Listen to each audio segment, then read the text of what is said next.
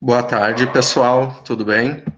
Sejam todos bem-vindos a mais esse evento do Núcleo de Ações Afirmativas do Campus Vacaria. Durante a pandemia, o Núcleo de Ações Afirmativas, ele promove os encontros pelo NAF, através do projeto MITNAF. Esse é o 15º encontro, que mais alguns estão programados até o final do ano. O encontro de hoje é bem especial com a professora Márcia Tiburi, que acabou de entrar. Seja bem-vinda, professora Márcia. Estamos felizes por ter você aqui conosco.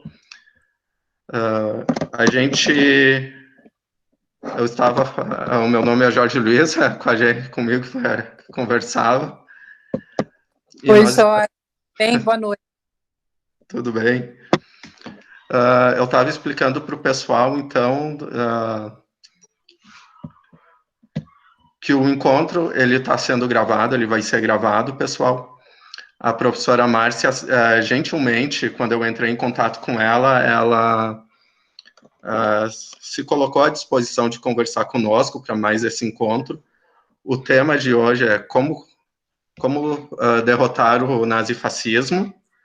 A professora Márcia, eu vou falar bem rapidinho dela, porque é alguém que dispensa apresentações, mas a gente sempre está, digamos, ansiosos por ver. Um detalhe que eu não sei se o pessoal lembra, durante o mês de março, ela foi uma das homenageadas no nosso cordel feminista. A gente fez um cordel antes da pandemia, né, pessoal? Que a pandemia nos trouxe algumas coisas e nos tirou outras.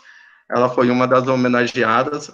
A professora Márcia é filósofa, artista plástica, escritora, política brasileira, feminista, com livros sobre a área. É doutora em filosofia pela URGS, professora universitária na Universidade de Paris, pós-doutora em artes pelo Instituto de Artes da Unicamp. E ela tem vários livros, dentre eles eu destaco Psicopoder não, é Delírio de Poder, Psicopoder e Loucura Coletiva na Era da Desinformação, que é a de 2019, e particularmente eu considero um dos livros obrigatórios para a gente ler, O Ridículo Político, e creio que todo mundo deve lembrar do Como Conversar com o Fascista. Pessoal, como a professora Márcia tem compromissos e a diferença de fuso horário, eu já vou passar a palavra para ela e desejo a todos um excelente evento. Professora Márcia, muito obrigado novamente. A gente está muito feliz por sua presença aqui conosco.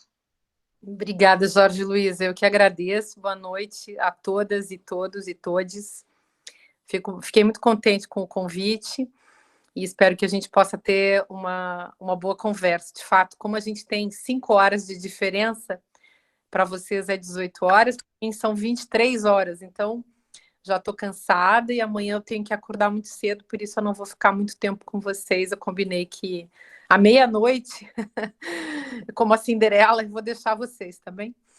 Então, muito obrigada por essa compreensão também. Eu combinei com o Jorge Luiz de fazermos, então, uma conversa sobre esse tópico, que é eu acho que é uma boa questão para a gente se colocar nessa época, então precisamos entender o que essa pergunta convoca, né, o que ela pede, e precisamos, enfim, refletir maneiras práticas, enfim, de sairmos da situação em que nos encontramos, considerando o estado sociopolítico em nível mental e prático, né, também no qual nós nos encontramos no nosso país, nosso amado Brasil, mas tão vilipendiado, tão maltratado, tão destruído no momento histórico. Bom, eu publiquei um livro, então, em 2015, chamado Como Conversar com o Fascista. Na sequência, eu publiquei em 2017 O Ridículo Político e O Delírio do Poder em 2019, os 3 livros que o Jorge Luiz citou. E vou publicar esse ano uma síntese, digamos assim, dessas análises, que a gente pode dizer é uma trilogia, né? Era uma trilogia, porque na verdade virou agora uma tetralogia. Então são 4 livros, e o próximo sai em outubro. E na origem eu ia chamá-lo justamente de Como Derrotar o Nazifascismo, mas eu resolvi chamá-lo de Como Derrotar o Turbo Tecno Macho Nazifascismo. Então encontrei um nome bem monstruoso, que a meu ver é capaz de designar, de ser um nome adequado ao fenômeno sob o qual nós estamos sendo oprimidos nesse momento da nossa história. Essa pergunta, como derrotar o nazifascismo, é uma formulação posterior à pergunta como conversar com o fascista. Naquela época, quando eu me perguntei, né, como conversar com um fascista, eu estava preocupada com um estágio do avanço do fascismo no Brasil.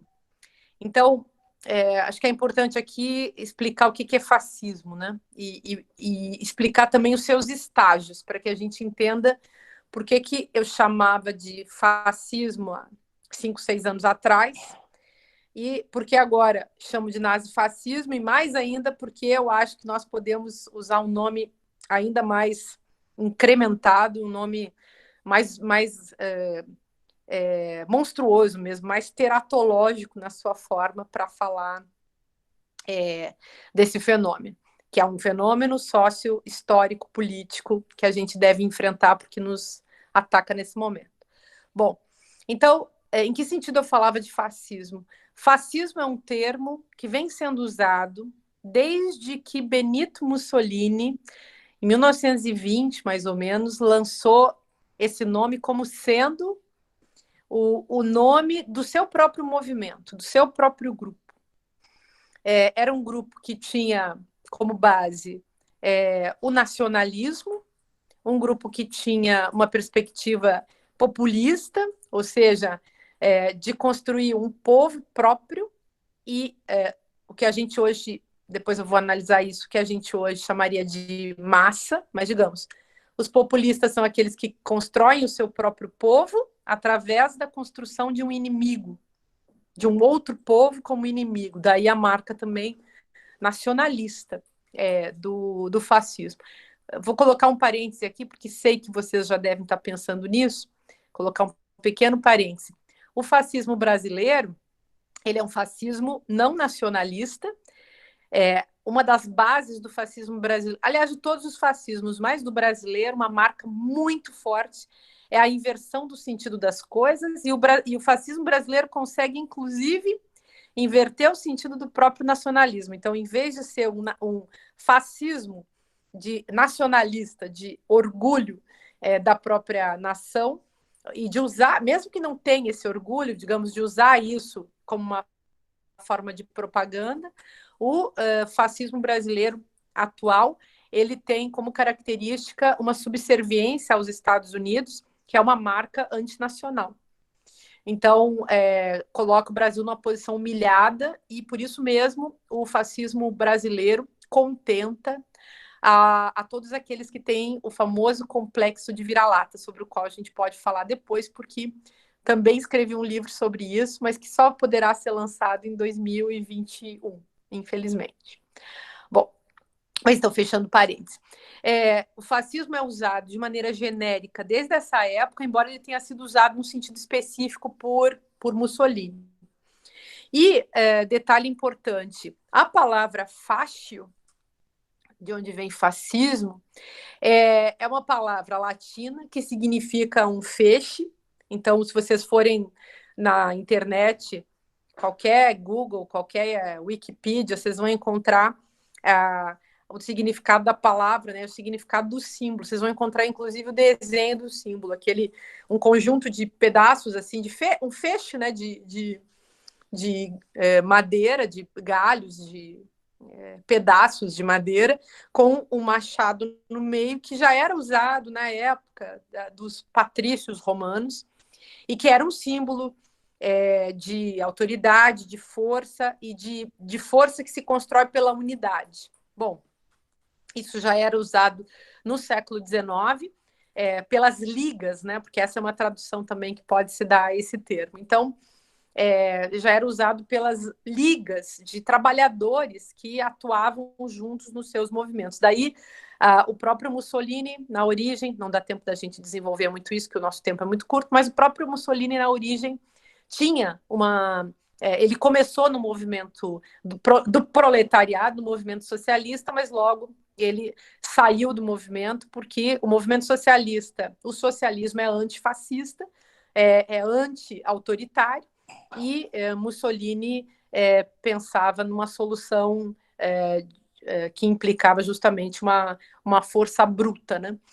Uma força bruta que não era a vontade do socialismo, que sempre se construiu como uma perspectiva democrática, até chegar em Stalin, que também é um assunto complexo, que não vai dar tempo da gente tratar agora. Mas, em todo caso.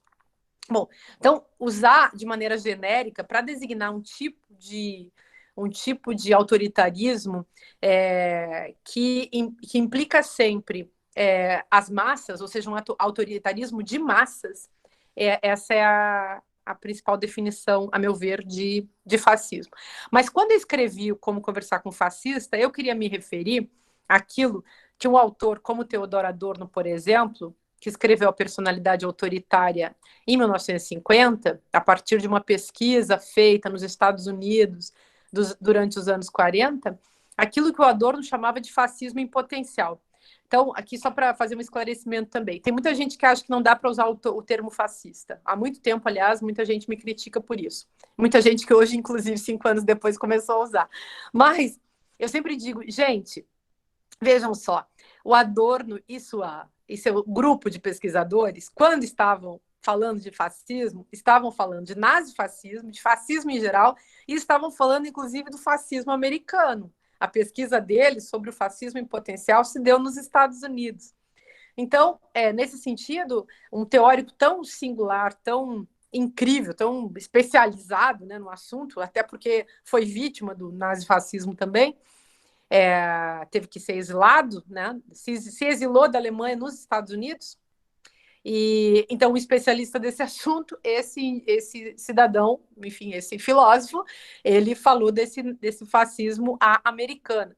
Então, o fascismo, nesse meu livro novo, eu falo muito desse fascismo que é fascismo em potencial, mas que depois se transforma num fascismo dos agitadores, ou seja, num movimento de massa, e chega até o fascismo estatal, quando então o próprio Estado se encarrega de produzir e reproduzir as massas. Uma coisa aqui também que eu acho que é muito útil para as pessoas saberem, tem muitos teóricos interessantes para vocês lerem sobre a questão das massas. Elias Canetti, Gabriel Tardet, tem o próprio Adorno é um excelente teórico das massas, Freud, com a psicologia das massas e a análise do eu, Wilhelm Reich é um bom teórico das massas, enfim, há muito, muito trabalho sobre a questão das massas. Mas acho que é importante a gente saber que as massas, elas não pré-existem, ou seja, as massas não estão aí e chega alguém que resolve manipulá-las. Não. Elas são formadas a partir de elementos manipuladores. Então, não existem as massas bolsonaristas antes de existir Bolsonaro. Não existem as massas neoliberais antes de existir o neoliberalismo e os agentes que vão promover a manipulação dos indivíduos para que eles se transformem em massa. Esse é um assunto de todos esses teóricos, mas quem inaugura essa conversa é justamente o Freud no seu texto sobre a psicologia das massas e a análise do eu. Então, eles perguntam como é que uma pessoa, um indivíduo qualquer, sai da sua condição de sujeito singular e se transforma, e entra, né, consegue aderir a um coletivo disforme, como é a massa. Bom, para isso, então, a gente precisa, para entender isso, eu acho que a gente precisa realmente entender o que é esse fascismo em potencial. O Adorno chamava de fascismo em potencial esse fascismo que era o fascismo que já, quer dizer, aquela tendência autoritária, que ele vai chamar também de síndrome autoritária, que não é pura e simplesmente o preconceito que as pessoas têm. Então, preconceito as pessoas têm, mas elas guardam o seu preconceito para elas. O que autoriza o indivíduo a retirar da sombra, do esconderijo, né, da sua vergonha, o seu preconceito, e escancará-lo na direção das massas, né? Isso eu acho que é importante da gente se perguntar. E esse é um problema, realmente é um problema. Porque o fascismo não existe para as pessoas, senão no momento em que ele é deflagrado. E isso que me faz dizer, por exemplo, que o fascismo ele é implantado através do discurso de ódio, que chegou no Brasil organizado e orquestrado a partir de 2013, e que teve a função específica de produzir o golpe. Foi um fascismo trabalhado por empresas de comunicação, ou seja, foi um discurso de ódio trabalhado por empresas de comunicação internacionais e nacionais. Se vocês forem pesquisar sobre Cambridge Analytica, se vocês assistirem aquele documentário que se chama O Grande Hackeamento, vocês vão entender do que eu estou falando. Se vocês lerem as matérias diversas que têm saído em sites de notícias tais como The Intercept, vocês vão entender o que é, por exemplo, qual é a função, como é que trabalha, como é que funciona, por exemplo, o gabinete do ódio. Aí vocês vão entender que o fascismo à brasileira, que eu acho que a gente pode falar assim, esse fascismo brasileiro ele é também um fascismo do mercado. Ele é um fascismo do mercado, um fascismo turbinado pelo mercado, e ele mesmo trata o ódio. O ódio não é só um veículo para fazer a ação política de manipulação. O ódio é ele mesmo um tipo de mercadoria. Então, na internet, aqueles que mais produzem ódio, claro, a imprensa, né, os sites, os blogs que produzem ódio, são os que mais ganham dinheiro. E existem aí também os catalisadores do ódio. Numa das matérias do Intercept, ele conta que o próprio CEO da Google no Brasil avisou os blogueiros aí, vários blogueiros que ganharam muito dinheiro de 2016 para cá, que o assunto que mais dava likes e curtidas e, portanto, mais monetizava na internet era o antipetismo, o ódio ao PT. E aí, pessoas como Manuela Dávila, Jean Willis, Dilma Rousseff, Lula e vários outros políticos e personalidades públicas deram muito dinheiro, renderam muito dinheiro, eram cabeças que valiam muito dinheiro. Eu própria, que até hoje sofro campanhas de difamação, que não são campanhas espontâneas, são campanhas pagas, né? Então é um serviço profissional. E que, claro, sempre produz também um ecossistema do ódio que faz com que as pessoas que, digamos, na tecnologia política estabelecida, odiar a minha, Jean, a Manuela Dávila, Dilma Rousseff e assim por diante, rende muito dinheiro, mas rende não só para aqueles grandes políticos organizados lá em cima, pagando altos dinheiros para publicitários que fazem isso, mas também tem o pequeno sistema, aquele ecossistema do ódio que faz com que existam agentes voluntários que também podem fazer muito mal às pessoas. E a partir daí é que surgem não só xingamentos e agressões verbais, mas também ameaças de morte e risco real de vida, né? Por isso que eu tive que sair do Brasil. E o Jean Willis também, e outras pessoas. Bom, então, aquele fascismo em potencial, dizia o Adorno, é um fascismo da personalidade autoritária. Se vocês forem ler o livro que foi publicado esse ano, aliás, no Brasil, da personalidade autoritária, mas que tem em inglês na internet há 30 anos, vocês vão encontrar uma formulação que ele chama de escala F, e no meu livro novo eu falei muito sobre essa escala F. O que é a escala F? A escala F são as 9 características que são o resultado dessa análise que eles fizeram durante essa pesquisa que durou anos para entender o fascismo americano. E aí, na escala F, tem alguns aspectos, assim, que eu vou citar para vocês alguns, que eu estou agora lembrando de cabeça, que por exemplo, tem o conservadorismo, né? Então, as personalidades que são conservadoras e que são como que personalidades que estão acostumadas sempre a repetir as convenções de uma maneira praticamente paranoica, né? Então, não é o ritual puro e simples, mas o convencionalismo, né? Então, o convencionalismo que implica também o moralismo. Outra característica fundamental que sempre aparece na personalidade autoritária é a submissão autoritária, seguida de uma agressividade autoritária. Então, eu resumo isso na característica que eles chamavam, aliás, de sadomasoquismo, que o Adorno lá e seus companheiros chamavam de sadomasoquismo, e que a gente pode traduzir na nossa língua brasileira como aquela personalidade do puxa-saco. Então, o sujeito que puxa o saco de quem ele acha que está acima dele, por exemplo, o Bolsonaro é um caso evidente, ele puxa o saco de quem ele acha que está acima dele, que é o Donald Trump. E ele espezinha aqueles que ele considera que estão abaixo dele. Então, que são as pessoas pobres, as vítimas. As vítimas em potencial. Muitas vezes, inclusive, pessoas que podem ser, elas também, mesmo na condição de vítimas, também podem ser pessoas que concordam, que são fascistas, que têm uma personalidade autoritária e que são desprezadas pelo seu próprio chefe autoritário. Então, no caso, o Bolsonaro é desprezado pelo Trump, né?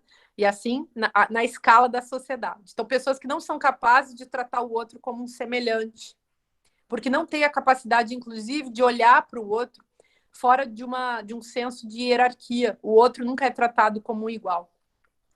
E aí tem várias outras coisas, a incapacidade da pessoa de refletir sobre ela mesma, de pensar em si mesma, de se encontrar com a própria dor. Gente que está sempre preocupada com a sexualidade dos outros, né? Gente que é cínica, que é muito fria, muito cínica. Então, a gente tem vários exemplos aí, né? Eu estou falando do atual e infeliz presidente do Brasil, para nossa infelicidade, né? Mas, infelizmente, há muitos iguais a ele nesse país e, infelizmente, também nesse governo. Bom, então, o fascismo em potencial é esse fascismo que está ali, latente, guardado, e, diz o Adorno, em estado de prontidão. A qualquer momento, quando houver um chamado, esse indivíduo que está ali, guardado, em potencial, pode deixar aflorar a sua carga, né, de ódios. Um detalhe que, para mim, é importante, que esses não é exatamente o que esses autores aí, o Adorno fala, por exemplo, mas que eu constatei, que eu elaborei assim nas minhas investigações, é que para que o fascismo seja, então eu falo do fascismo como sendo um jogo de linguagem, porque digamos, ele não está simplesmente lançado, o fascismo não está lançado pura e simplesmente numa espécie de inconsciente das pessoas. O fascismo, você pode ser convencido a entrar num coletivo fascista ou numa manifestação fascista. Você pode entregar o seu corpo e a sua alma ao fascismo, mas desde que você tenha sido preparado para isso. Então, a preparação se dá numa escala social, a indústria cultural, em termos assim muito concretos, gente, pessoas que ficam expostas horas e horas e horas diante da televisão, pessoas que não têm nenhum nível de experiência subjetiva, pessoas que foram dessubjetivadas. Esse é um ponto. Então, quais são os meios pelos quais as pessoas são subjetivadas numa sociedade como a nossa? Aliás, o que é uma sociedade como a nossa? A sociedade como a nossa é essa sociedade capitalista. É uma sociedade em que existe uma acumulação do capital que se dá em cima do trabalho alheio. A gente está numa fase, aliás, de um capitalismo que já avançou daí, um capitalismo que é então neoliberal, e que, na linha neoliberal, já não é um capitalismo nem preocupado em se aproveitar da exploração do corpo e do trabalho alheio. É um capitalismo que é rentista e que descarta os corpos que ele não pode mais aproveitar. Então, quanto mais rentismo, mais matança. Por quê? Porque as pessoas são desnecessárias. O capitalismo, historicamente, sempre deu um jeito de eliminar os indesejáveis, né? As pessoas que são desnecessárias para a manutenção do sistema. Então, todas as minorias políticas, se elas não são úteis, elas desaparecerão por genocídio, na base da matança mesmo, seja matança biopolítica, como fala o Foucault, aquela matança pela qual você assim calcula quem pode comprar o arroz, né? E você calcula quem vai poder comprar, e quem não pode comprar já não é assunto seu. Então, o que você faz? Você deixa morrer. Então, essa biopolítica, ela está associada também a uma... Ela está associada a uma tanatopolítica, como diz também é um termo do Foucault, ou aquilo que hoje está bastante na moda, que é sinônimo, né, de tanatopolítica, que é o que o Achille Mbembe chama de necropolítica, que é uma política da morte mesmo, né? A política da matança. Bom, então, a política da matança, do genocídio, que a gente está vendo hoje acelerado no Brasil, seja da população negra, seja da população LGBT, seja da população pobre, seja da população pobre que é contaminada pelo Covid-19. É muito triste, né? E não dá para a gente esquecer, também o feminicídio pode ser considerado da ordem, né? Análogo a essa matança dos genocídios, né? Bom, então, o que a gente vê é que, para falar dessas fases, né, a gente tem, e aí eu vou falar em 5 minutos para vocês poderem passar para as perguntas, a gente tem essas 3 fases. O fascismo em potencial no Brasil, que é a implantação do discurso de ódio, que gera um jogo de linguagem odiento, que faz com que as pessoas nas redes sociais, por exemplo, que são territórios assim de muito abandono também, onde o indivíduo que não tem existência política na vida analógica vai procurar uma existência política. E aí vou falar uma coisa aqui também colocando um parênteses, a gente não pode culpar a pessoa disso, porque as redes sociais elas seduzem as pessoas por isso. Então, esse sistema capitalista que não dá às pessoas reconhecimento político, social, econômico, etc., que não dá às pessoas oportunidade nem chance, é esse mesmo sistema que vai criar redes sociais, que vai criar Facebooks e Instagrams e coisas do tipo. Redes sociais que vendem para os indivíduos, para o corpo desproporcional, o nosso pequeno corpinho, vende para a gente, para nós mesmos, nos vende a nós mesmos. Então, essas redes sociais transformam, o nome delas já diz, né? Facebook, por exemplo, transforma você, o seu rosto, o seu perfil numa mercadoria e vende você através do seu narcisismo para você mesmo. Então, você foi capturado no seu narcisismo. E há toda uma rede de narcisismo administrado, um narcisismo administrado por meio do qual nós retroalimentamos uns aos outros no nosso próprio narcisismo. Por isso, o desafio para driblar essas redes e usá-las a nosso favor é a gente ir quebrando com o narcisismo das redes. Mas é assim que elas nascem. Por isso, o Instagram. O Instagram está sendo usado de um jeito muito interessante hoje, mas ele também tem uma dimensão daquela alegria falsa, do sempre sorrindo, as pessoas fazendo aquelas selfies nos melhores ângulos, a pessoa está lá sofrendo pra caramba, depois vira de lado, faz uma selfie, recorta uma cena e apresenta uma imagem da felicidade, porque sabe que essa imagem de felicidade, confundida com uma imagem de sorriso, sucesso, numa cena específica, que essa imagem trará para os espectadores uma adesão através de uma sedução, que é uma falsa alegria, né? De ambos os lados, né? Bom, mas fechando aí o parênteses, e aí a gente sai desse fascismo que é implantado, que implica, então, um discurso de ódio, que inventa um curiosíssimo jogo de linguagem, do qual as pessoas vão participar, aderindo, né, a esses jogos de linguagem.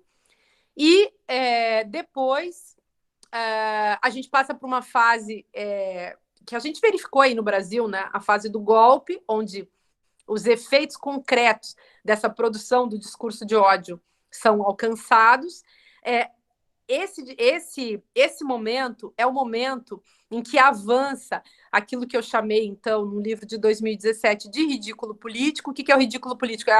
É uma mutação na cultura política pela qual os piores políticos, as figuras mais grotescas, mais ridículas, mais patéticas, vão ascender, e Bolsonaro ascende justamente aí. Se vocês tiverem tempo de ler um artigo que eu escrevi na Carta Capital chamado... Saiu recentemente. O Brasil caiu nas mãos do seu torturador e segue sendo torturado por ele. É um texto no qual eu tento elaborar o que Bolsonaro é hoje, a partir do dia em que ele faz o discurso elogiando o Carlos Alberto Brilhante Ustra, que foi o seu mentor intelectual, um torturador. Bom, então, esse é um ponto. Então, esses políticos que fazem esse tipo de coisa, e o Bolsonaro foi o que fez a coisa mais terrível, esses se capitalizam. A prova desse meu livro vocês encontram a prova da tese que está nesse livro, vocês encontram no ano de 2018. Quem são os políticos que se elegem?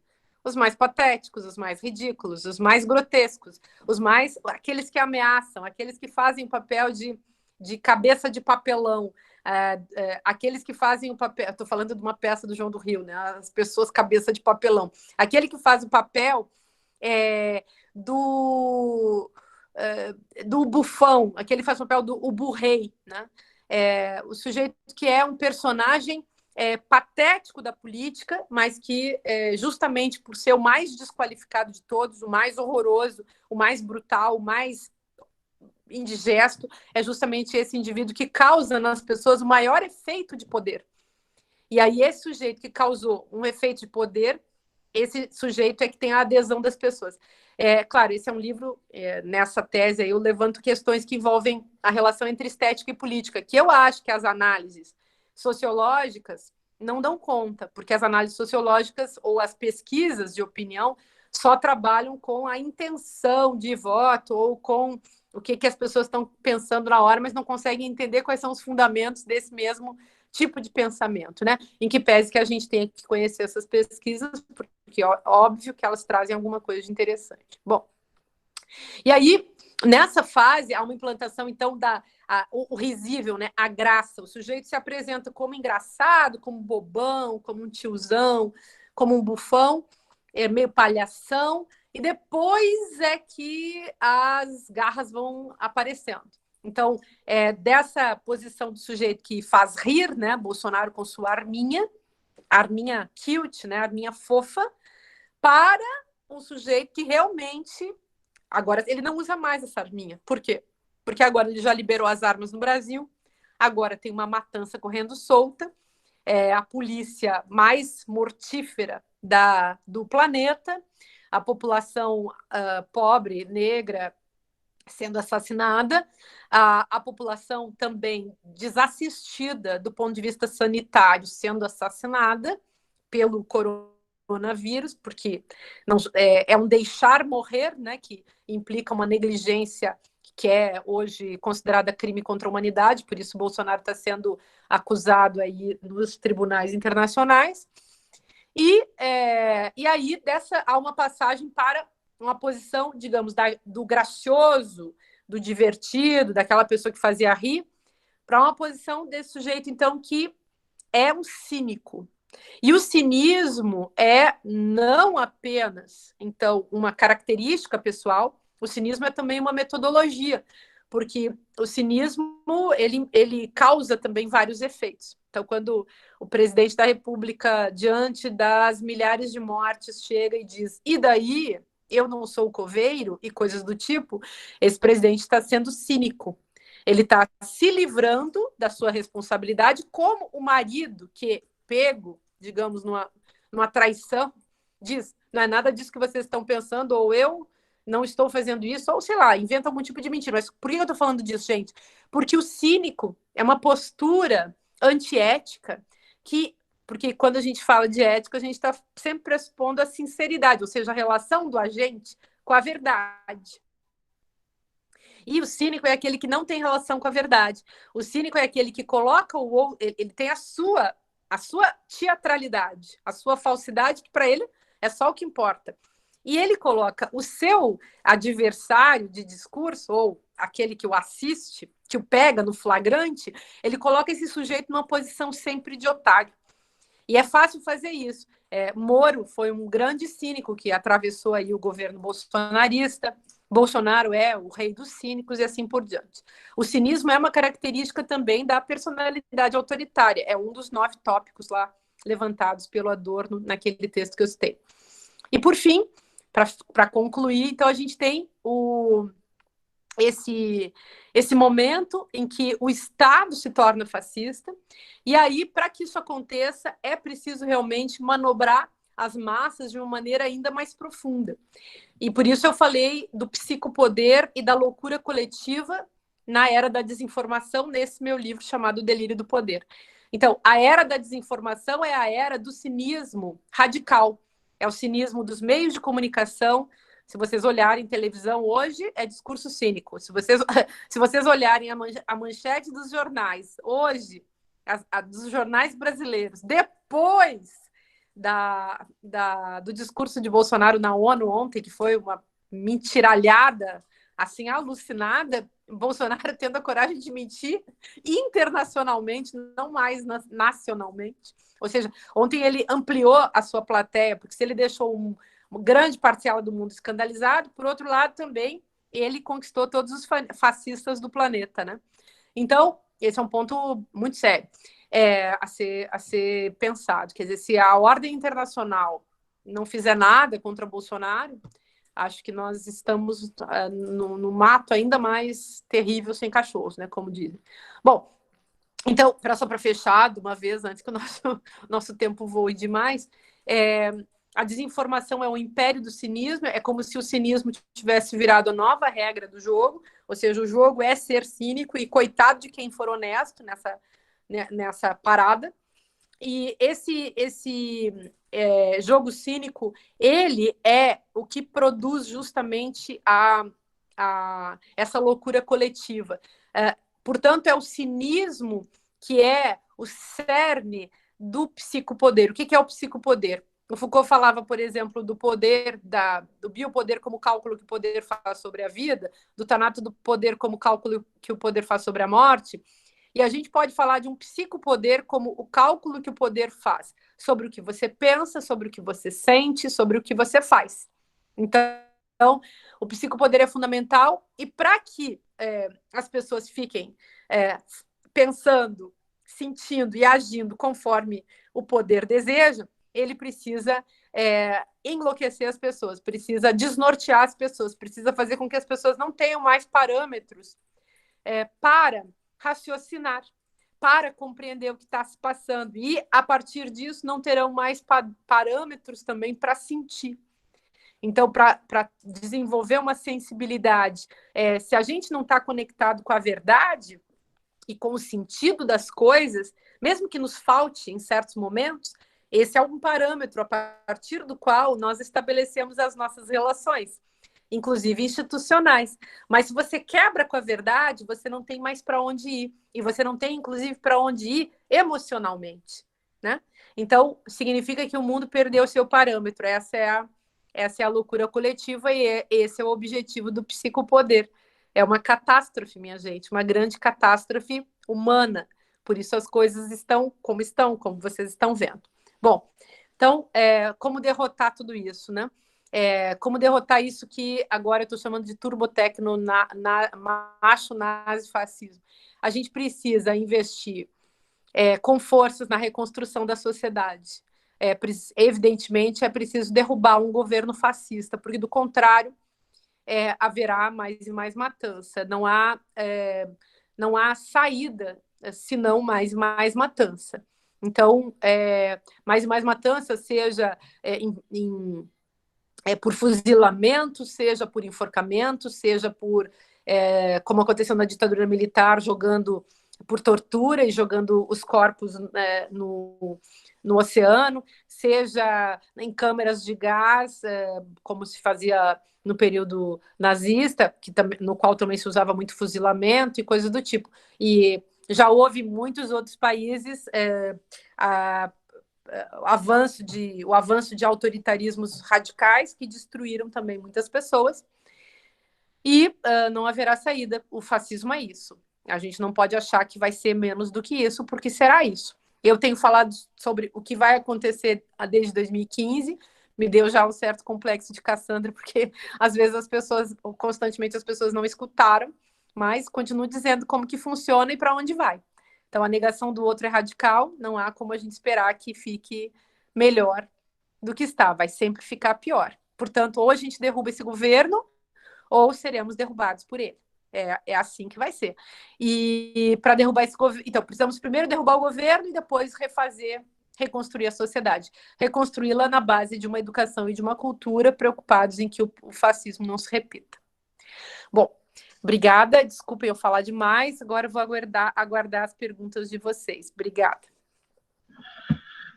Bom, a gente que agradece, professora Márcia. A gente poderia ficar aqui, se tivesse tempo, escutando muito você falando, porque as considerações são reais, estão aí, e a gente precisa realmente trabalhar essas questões.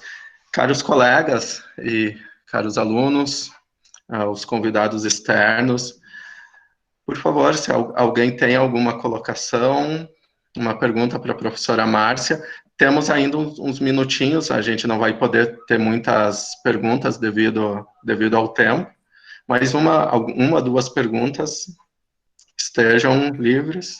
Lilian, Douglas, pessoal.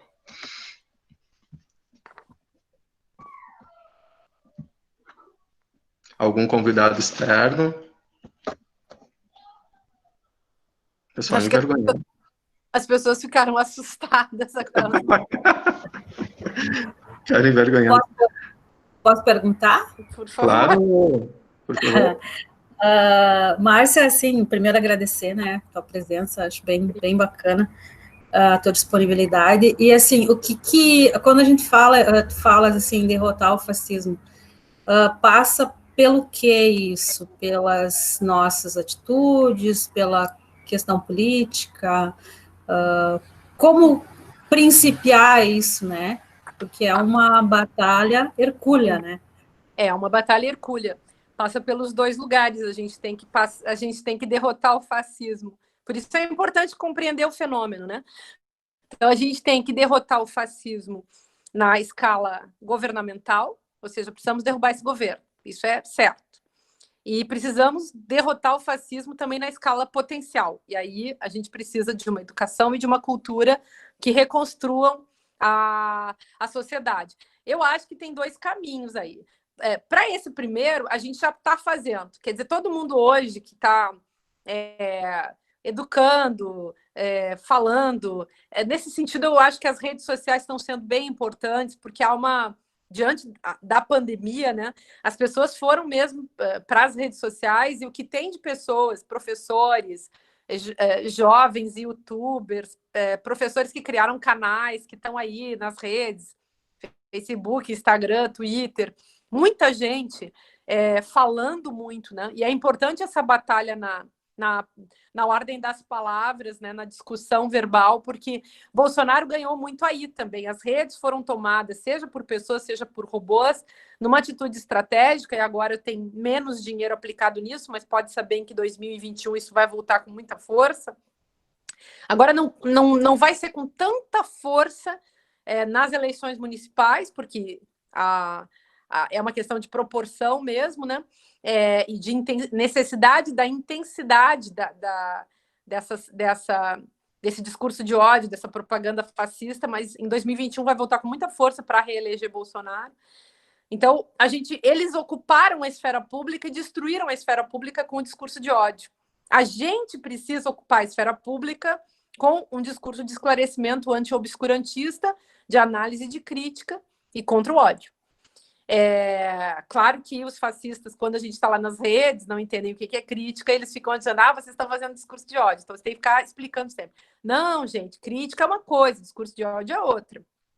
E por aí vai. Então, isso aí também é um aspecto complexo e interessante. Mas eu acho que, como cidadãos, o que a gente pode fazer é produzir esclarecimento.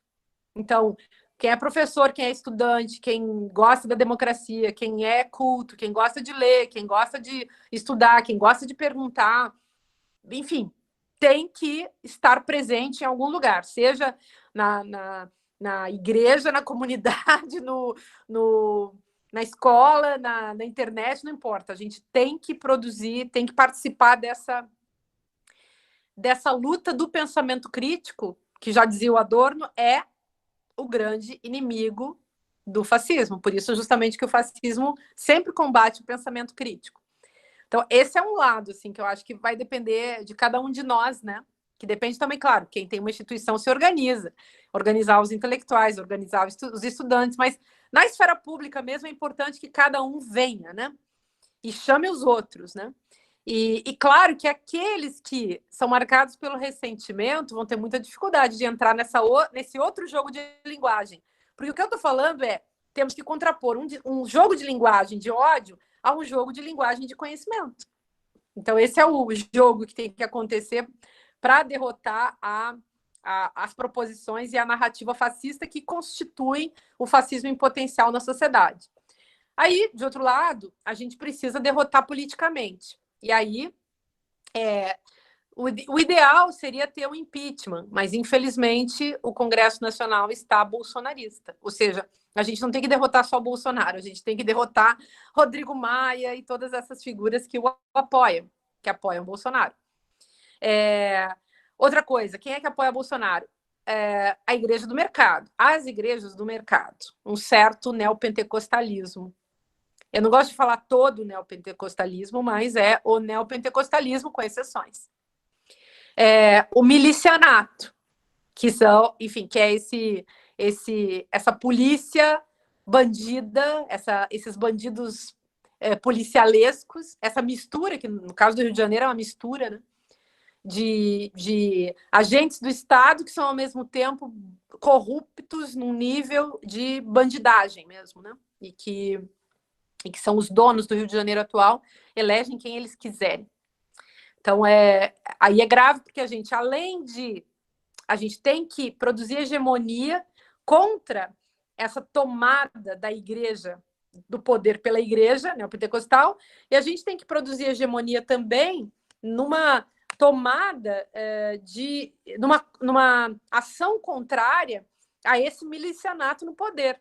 Aí eu acredito que as feministas, os intelectuais, as pessoas que gostam, os líderes comunitários, as pessoas que amam, gostam e defendem a democracia, enquanto a gente ainda não tem a proibição das eleições, a gente pode usar esse caminho. Então, para reduzir o dano. Então, estou confiando muito, por exemplo, nas mulheres agora, nas mulheres, nas feministas, né? Nessas eleições municipais. E o meu Instagram, por exemplo, está tendo uma ocupação faz uns 3 meses, que diariamente vão passando candidatas, pré-candidatas, né, ainda, e essas mulheres vão se apresentando ali, mas qual é o objetivo? Não é só visibilizar essas mulheres, embora isso seja super importante, mas também meu objetivo é favorecer a mudança da cultura política. A gente precisa virar a chave.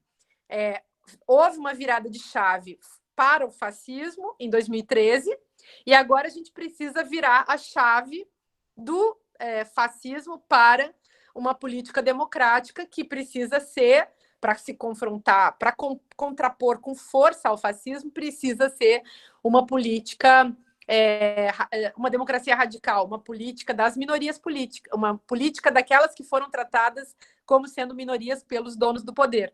Então, nesse caso, me refiro justamente à entrada desses novos personagens na cena política. E por isso também que a gente tem a sensação de que a esquerda está fraca, porque aqueles grandes coronéis da esquerda, eles estão em baixa. Mas eu acho que uma nova esquerda está em construção.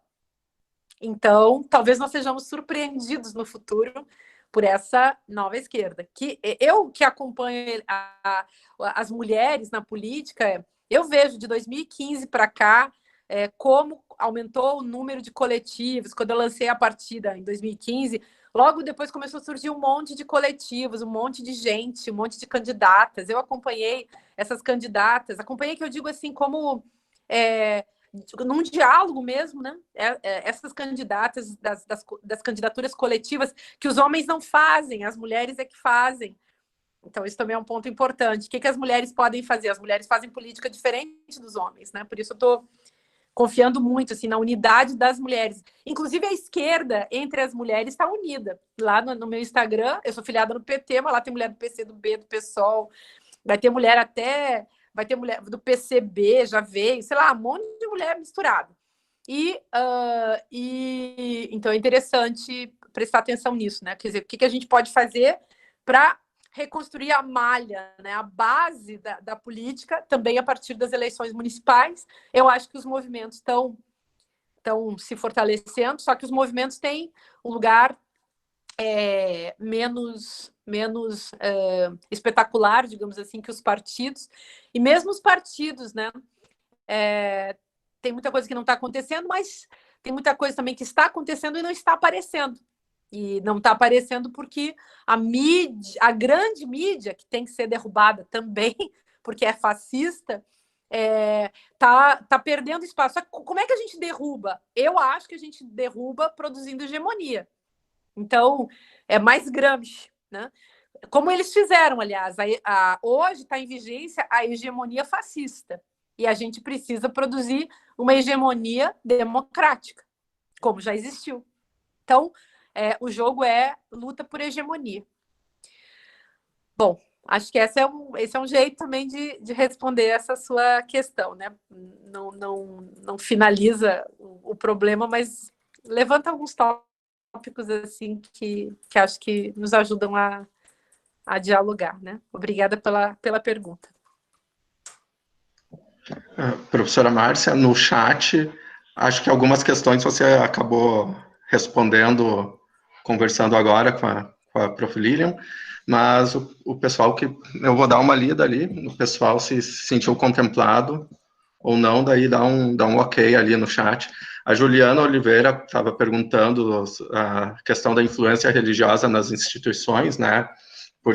Pois mesmo com a saída do presidente, essa influência tende a continuar por muitos anos. Você deu um toque ali na questão das igrejas neopentecostais. A Thaís Silva, como justificar o aumento da popularidade mesmo com a crise econômica e a crise de governo e de saúde? Raquel Alberti agradece pela oportunidade e pergunta como derrotar o fascismo uma vez que somos minoria, ou não. Marzileia coloca muito bom, pena que temos pouco tempo com a professora Márcia. O professor Douglas, quais as relações das bases que estruturam o capitalismo com a difusão do fascismo? Lili Cassena, como fazer educação antifascista nas igrejas neopentecostais? E por que as igrejas se afastaram dos partidos progressistas? Ela coloca que nos governos Lula, os evangélicos votaram no PT. E ainda a Lili Cassena, não está faltando um diálogo entre os evangélicos e os partidos políticos? A Frânio Scolaro, que ações concretas podemos executar para enfrentar o fascismo local, na cidade, bairro? Eu colocaria até instituições, escola, se o Afrânio me permite, né? A Raquel Alberti colocou que já foi contemplada e agradece. Tá bom, obrigada, gente. Bom, vou tentar dar uma resposta geral ao tema para a gente poder concluir, né, nessa rodada. Então, várias perguntas sobre religião, realmente a religião toca muita gente, né? E é um assunto da vida de muita gente. Eu acho que nós precisamos de uma reforma política e precisamos separar, precisamos laicizar de fato o Brasil politicamente. Deveria ser, a meu ver, não deveria ser permitido que pessoas que têm lideranças religiosas pudessem se tornar candidatos. Isso acho que deveria ser proibido. Então, acho que se a gente conseguir exercitar a laicidade do Estado, nós temos a ganhar muita coisa com política, porque existe muita manipulação no campo religioso. sobretudo, obviamente, né, se a gente pensar na questão das igrejas do mercado. E eu estou falando de igrejas do mercado, a própria Igreja Católica já foi uma igreja do mercado, hoje é menos, hoje existe, claro, uma tendência dentro da Igreja Católica, uma tendência revolucionária, uma filosofia, uma teologia da libertação, que é o contrário disso, mas o conservadorismo capitalista, infelizmente, é também da Igreja Católica. Então, igrejas do mercado não são só os neopentecostais, não, infelizmente. Vamos pensar nisso, né? E eu acho que eu tenho muitos amigos e tenho vários estudiosos, teólogos, pastores evangélicos e até neopentecostais que eu respeito muito. Eu não acho que nós precisemos assim demonizar as religiões, ao contrário, quem faz isso em geral são as religiões, né, que demonizam, por exemplo, as mulheres. A história da demonização não é uma história dos leigos, é uma história dos religiosos, mas eu acho que a gente não precisa demonizar as religiões, nós podemos ter uma relação democrática e dialógica com todas as religiões, mas para isso eu acho que as religiões não deveriam, ou os religiosos não deveriam se envolver com questões políticas. Bom, como nós não somos de fato, nós somos tratados como minorias políticas, porque nós não temos poder, mulheres, negros, LGBTs, etc., pessoas com deficiências e por aí vai, indígenas, etc., pobres, mas nós somos maioria populacional. Pobres, trabalhadores, negros, mulheres, LGBTs, pessoas com deficiência, é a grande maioria da população. Pessoas sem teto, pessoas sem terra, juntando todo mundo, sobra qual é o percentual de oligarcas podres de rico no nosso país e no mundo? Bom, já fizeram esse cálculo, sobra 1%. Então, esses 1% não representam os outros 99% e ficam com todo o dinheiro produzido por esses outros 99%. Acho que é claro que nós precisamos criar essa consciência e agir e lutar, né, na direção de ultrapassar essa bizarra, né, desproporção. Para quem perguntou sobre a questão do capitalismo com fascismo, para resumir mesmo, eu sugiro que se leia um texto do Otávio Ianni, chamado Neoliberalismo e Nazifascismo. É um texto brilhante, está na internet, Otávio Ianni, que era um antigo professor da Unicamp.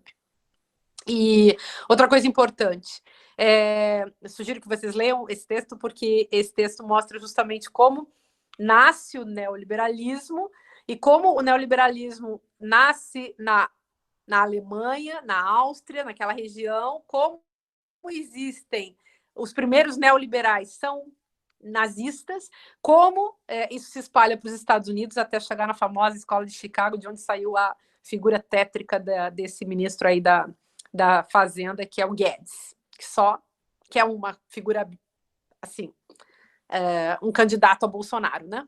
Para não dizer um candidato a Hitler. Bom, e outro detalhe importante, nós não podemos, e aí vem a questão de como fazer, a angústia de cada um, né? Nós não podemos fazer nada sozinhos. Por isso eu sempre aconselho as pessoas que juntem com outras. As mulheres fazem isso. Eu sempre falo para as feministas, olha, nós precisamos de gente, nós precisamos umas das outras, nós não temos solução sozinhas. Ninguém consegue sobreviver sozinho, ninguém consegue lutar sozinho. Então, mesmo na escola, mesmo na comunidade, é importante a gente ir construindo unidade com outras pessoas. Do contrário, se você vai lutar sozinho, de peito aberto, a chance de você ser massacrado é imensa e de você ficar muito infeliz achando que a luta não vale a pena. Mas quando é que ela não vale a pena? Quando você luta sozinho, porque você fica realmente desassistido. Isso é uma questão antropológica, essa é uma questão estratégica. Então, acho que é importante sempre a gente ir juntando com mais gente. Se você não vê na sua família alguém para te apoiar na luta, se você não vê na sua comunidade, na sua escola, no seu trabalho, na sua rua, no seu bairro, procure alguém da outra cidade, procure alguém da outra família, procure alguém do outro bairro. Mas, por favor, não fique dando murro em ponta de faca, porque pode ser perigoso. Então, busque estratégias coletivas, organizadas de combate ao fascismo e não fique se culpando. A culpa não é sua. a gente precisa ficar forte, a gente precisa sobreviver emocionalmente, o que é muito difícil nessas horas, e aí os amigos, os companheiros, as pessoas que fazem parte, né, que são capazes de se integrar numa luta democrática, fazem toda a diferença em todos os níveis, né? Então, bom, eu acho que provavelmente perdi alguma pergunta aqui no meio do caminho, mas também acho que podemos ter levantado alguns aspectos que possam ser interessantes para vocês seguirem adiante com as suas investigações. Eu quero agradecer muito e a todos vocês, ao Jorge Luiz, e, enfim, espero que a gente tenha outras oportunidades no futuro, em horários um pouco mais cedo. Enfim, talvez no Brasil, quem sabe, né? Se o Brasil mudar, eu possa voltar. Vai ser muito bom se isso acontecer. Então, muito obrigada e boa noite para vocês.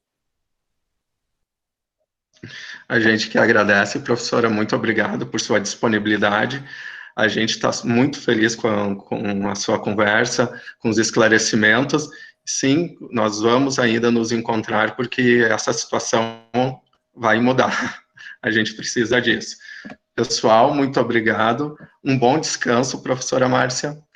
Muito obrigado a todos. A gente está muito feliz com a presença de todos. Obrigada, um abraço. Abração. Gente, muito obrigado. Lembrem de, quem quiser a certificação, colocar lá no link completo o nome e os e-mails, por favor. Gente, até mais. Boa noite a todos.